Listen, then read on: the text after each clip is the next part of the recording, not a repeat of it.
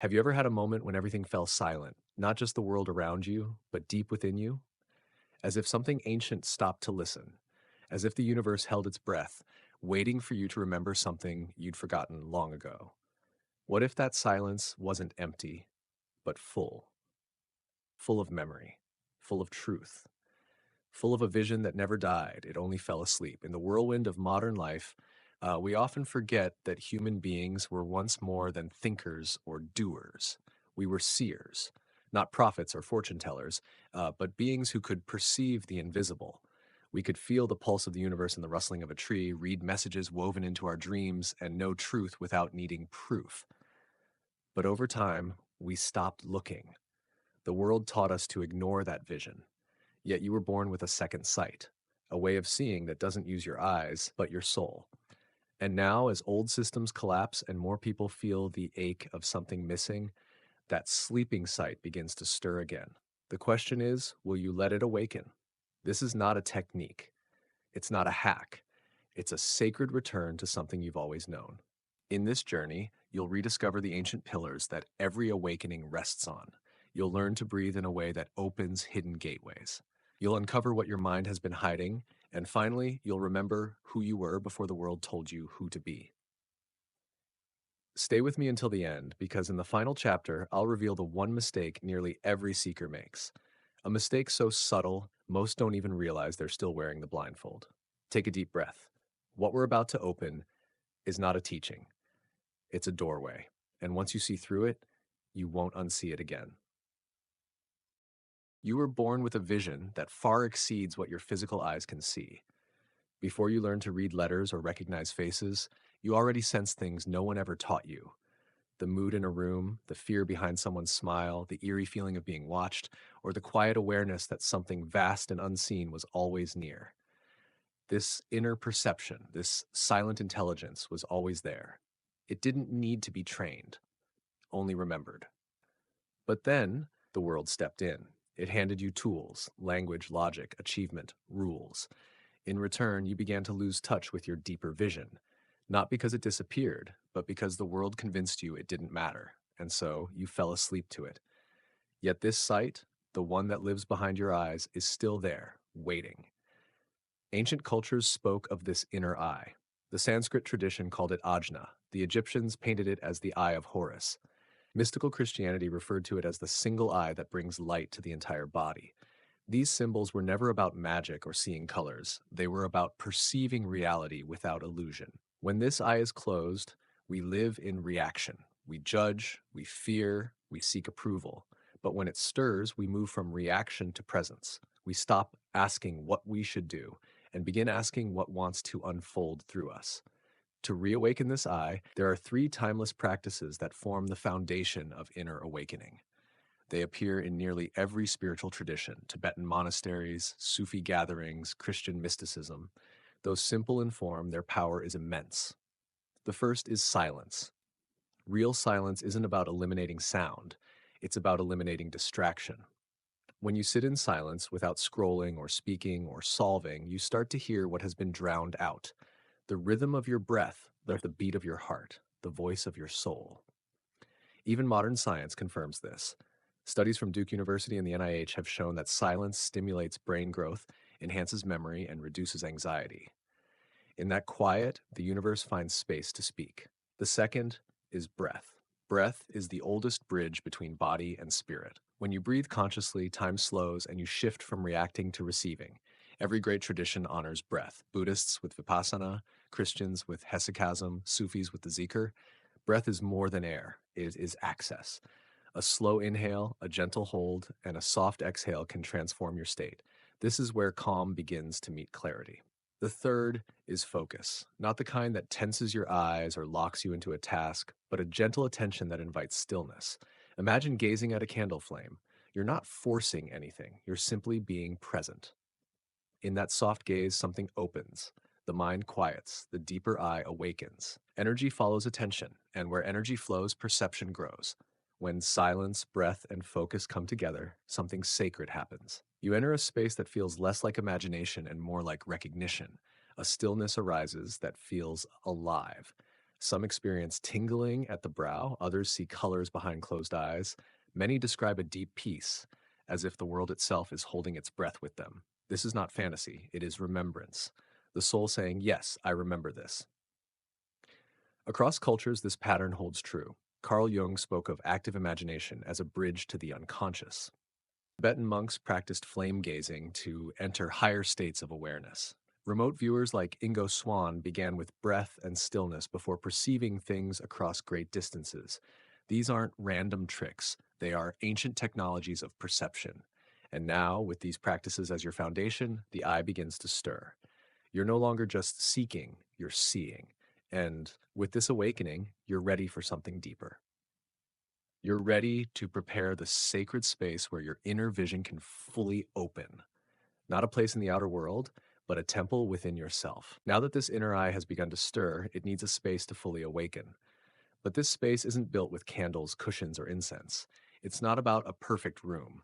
It's about cultivating an inner sanctuary, a quiet, sacred place within you where truth feels safe to emerge. The soul doesn't shout, it whispers, and it only whispers where it feels reverence.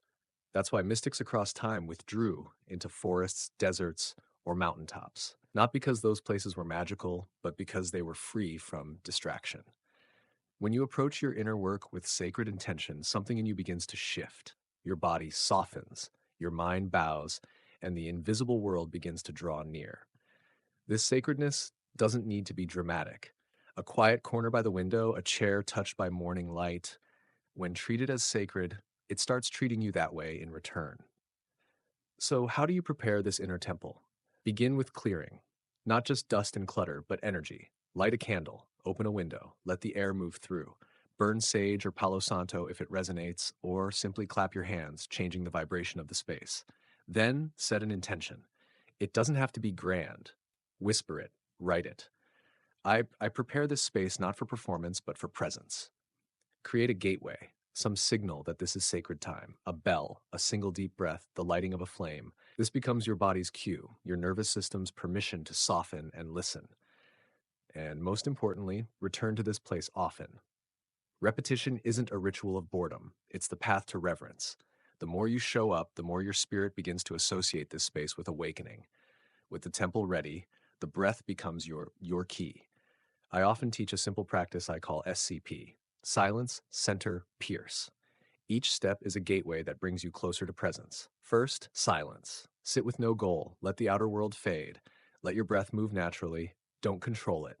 Just watch. Notice how chaotic it is. Let it reveal the busyness of your mind. Then feel beneath it, the stillness waiting below. Second, center. Begin to gently guide your breath.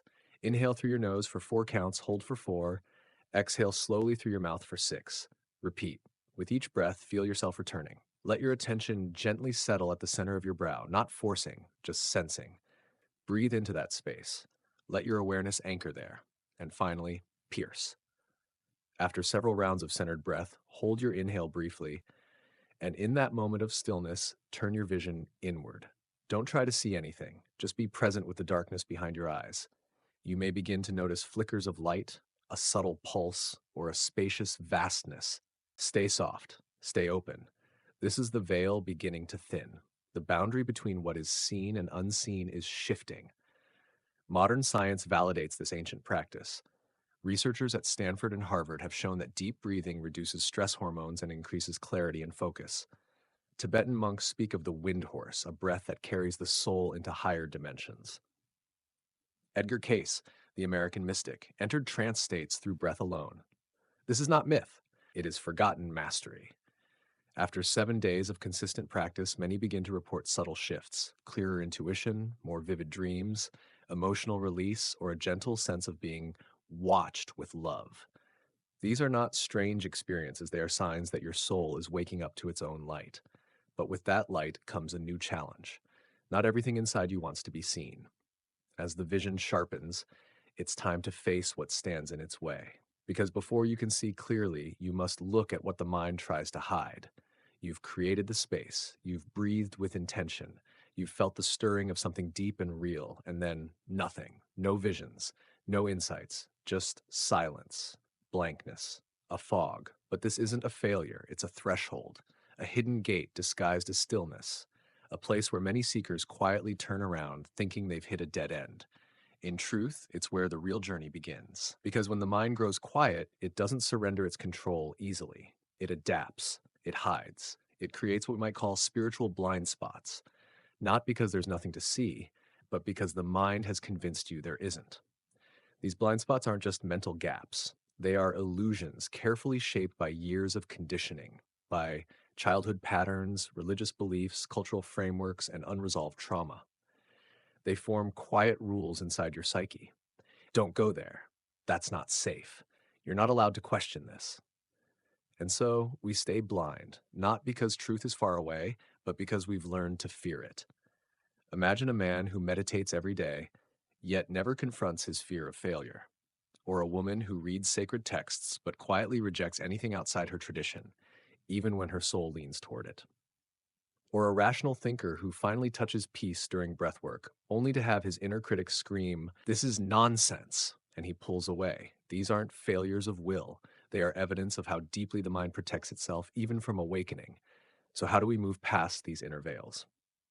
Start by asking the questions your ego avoids. What belief am I afraid to lose? What part of me feels threatened by deeper truth? These are not comfortable questions, but they are the keys that disarm your inner guards. Next, turn to your dreams. The subconscious loves metaphor. When your waking mind resists, your dream life speaks in symbols. Keep a journal by your bed. Trace the patterns. Often, the very things you reject in waking life are quietly knocking in your dreams. And when you feel resistance, don't fight it. Get curious. Ask yourself, what is this discomfort trying to protect? Often, your frustration, boredom, or doubt is not random. It's the ego putting up fences around something sacred. A simple practice can help here: the shadow mirror. Sit in front of a mirror by candlelight. No distractions. Gaze softly, not at your face, but into your own eyes. Hold the gaze. Feel whatever arises: awkwardness, emotion, even numbness. Then ask aloud, "What are you not showing me?" And wait. You may see subtle shifts in your reflection, memories rising, or feelings you've buried. This is not superstition. It's the unconscious responding to your attention. Carl Jung once wrote, "Until you make the unconscious conscious, it will direct your life, and you will call it fate." Neuroscience echoes this. The human brain filters out over 99% of sensory input to align with what it already believes. What you call reality is often just what your mind allows. And this is the deeper miracle of inner vision. It isn't about adding more light, it's about removing the blindfold. Once you begin to face these hidden places with compassion, everything begins to change. You stop needing everything to make logical sense. You start feeling truth instead of proving it. Life becomes less about argument and more about alignment. You start to see signs in your everyday world, not hallucinations, but resonances. You overhear a phrase that answers your deepest question. A stranger mirrors your hidden thought. Dreams begin to carry messages that feel clearer than waking life. This is not fantasy. This is clarity. The eye within is no longer just opening, it's beginning to see. And now, it's time to explore the language this new vision understands. Not words, not ideas, but signs, synchronicities, and the messages hidden in dreams. The universe has always been speaking. The question is, are you finally ready to listen? As your inner eye begins to open, you may notice something subtle but undeniable. The world around you starts to change, not in its outer form, but in how it responds to you. Ordinary moments begin to shimmer with hidden meaning. A phrase you overhear carries a message. A stranger's timing seems impossibly perfect. A dream lingers, not like fog, but like a memory. What's happening isn't magic, it's resonance. When your soul awakens, life stops feeling random. It starts to feel poetic. That's because the universe doesn't speak in the way we do. It doesn't rely on grammar or syntax. It speaks in patterns, in echoes, in perfectly timed nudges that stir something ancient in you. And this language, though silent, has its own structure. It speaks in signs, symbolic moments that mirror your inner questions. It whispers through synchronicities, coincidences that defy logic but land with emotional precision. And it reveals itself in dreams, the nightly world where the soul speaks without censorship. These three, the signs, the synchronicities, and the dream portals, form a sacred dialect. And once you start to listen, it's impossible to go back to thinking life is merely mechanical. A sign isn't something you seek, it's something you recognize. You consider a major change, and a hawk appears overhead, circling slowly. You feel lost, and a book falls off a shelf titled Homecoming. You whisper a question, and a song plays, answering you with uncanny specificity. These aren't tricks of chance, they're the reflection of your inner clarity being mirrored through the outer world. The universe doesn't raise its voice, you simply become quiet enough to hear it. Synchronicities go even deeper. Carl Jung called them meaningful coincidences without causal connection. You think of someone, and they call. You finally speak your truth, and someone echoes it without knowing. You randomly open a book and find the exact sentence your soul was waiting for. These aren't accidents, they're alignments. They happen when you're emotionally open, when you're in transition, or when you're paying attention. It's the universe's gentle affirmation. Yes, keep going. And then there are dreams. Too often dismissed as mental noise, dreams are the soul's sacred language. In them, truth can slip past the filters of logic. Monks in Tibet treat dreams as previews of karma. Indigenous shamans enter them as night journeys. Edgar Case, the famous sleeping prophet, received his greatest insights in dreamlike trance states. If you've been practicing silence, breath, and vision, your dreams may begin to change. They grow more vivid. Symbols become persistent: water, fire, animals, death, thresholds. They feel more real than waking life. Because in many ways, they are. Sometimes the greatest awakenings don't happen with eyes open. They happen in the dream that reminds you who you are. To engage with this sacred realm, begin with simple devotion. Keep a journal by your bed. Record what you remember the moment you wake. Even fragments matter. Track recurring symbols. Pay attention to how certain images feel. Don't just analyze. Listen. Use resources if you wish, like Jung's archetypal dream work or Tibetan dream yoga. But trust your gut more than any book. And before sleep, ask, what do I need to see tonight? Then close your eyes, not an escape, but an invitation. Neuroscience confirms what mystics have long known: dreams arise from our emotional core. REM sleep activates the limbic brain, where metaphor and memory dance together. This is why Einstein saw relativity in a dream, why Ingo Swann's remote viewing began in a twilight state. These moments of inner vision are not fantasy, they are frontiers. And when you begin to trust them, truly trust them, you stop feeling alone. You realize that something is walking beside you, not controlling your steps, but arranging the stones beneath your feet. The world begins to respond to the truth you're willing to live. And so, as your inner and outer worlds align, a deeper question arises. How do you live, not just as a seeker, but as a seer? How do you walk through life awake, even when nothing magical seems to be happening? That is the mystery we now turn to. So here you are, no longer just visiting moments of clarity, but standing at the edge of something more enduring. You've breathed through the fog, faced the inner walls, listened to the quiet language of the universe, and now a new invitation emerges. One that's quieter, but more profound than all the rest: to live this way. Not just in ritual, not just during silence, but in the heart of your daily life. Awakening isn't the end of the journey, it's the beginning of how you walk through the world. To live as a seer is not to constantly receive visions or hear celestial messages.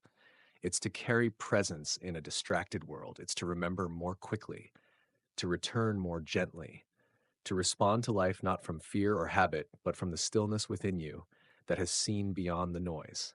You may still forget, still stumble, still doubt, but something has changed. You no longer identify with the forgetting. You know how to come back. And that is the power. Living from this awakened state doesn't require perfection, it asks for anchoring. There are simple habits, rituals of remembrance, that help you stay aligned. Begin each morning not with news or noise, but with a moment of soul recall. Before your feet touch the floor, ask yourself, what did I see in my dreams? Write it down. Even a single word can carry truth for the whole day. Throughout the day, take sacred pauses. Set reminders not to check notifications, but to return. When they go off, close your eyes. Breathe. Whisper softly, I return to myself. Let those moments become your sanctuary.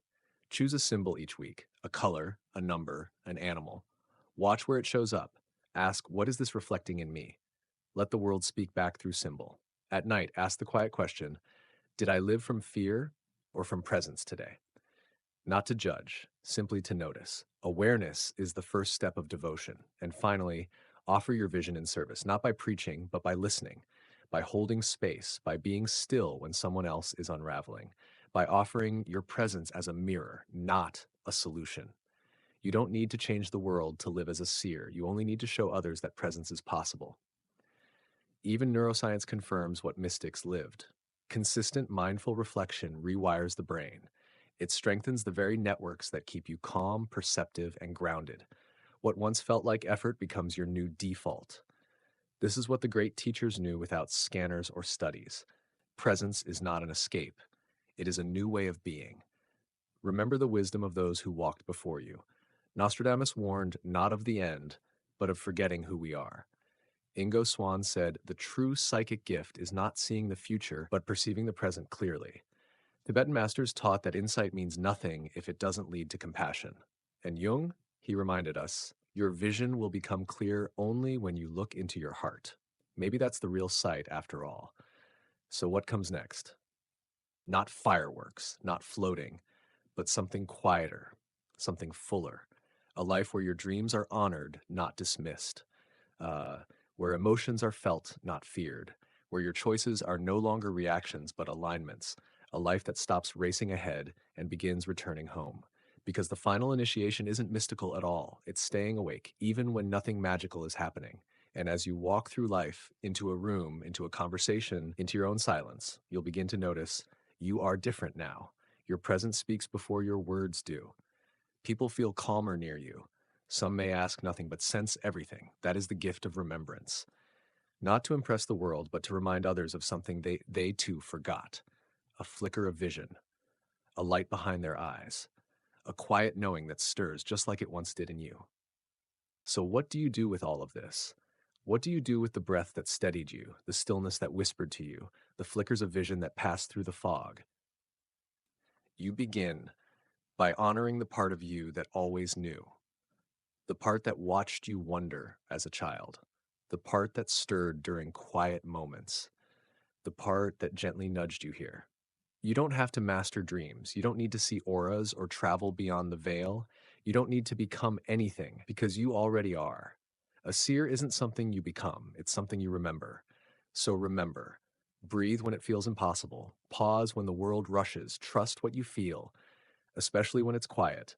And when the noise returns, as it always will, know this: you've been somewhere deeper, you've touched what's real, and now you know how to come back because the eye was never broken, never missing. It was simply waiting for your return.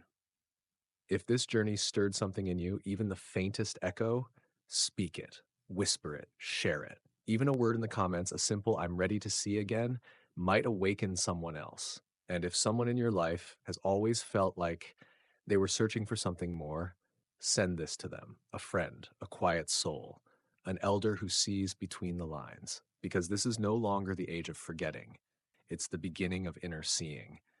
And though this doorway may close now, the vision it opened remains inside you, waiting only for the next time you choose to look.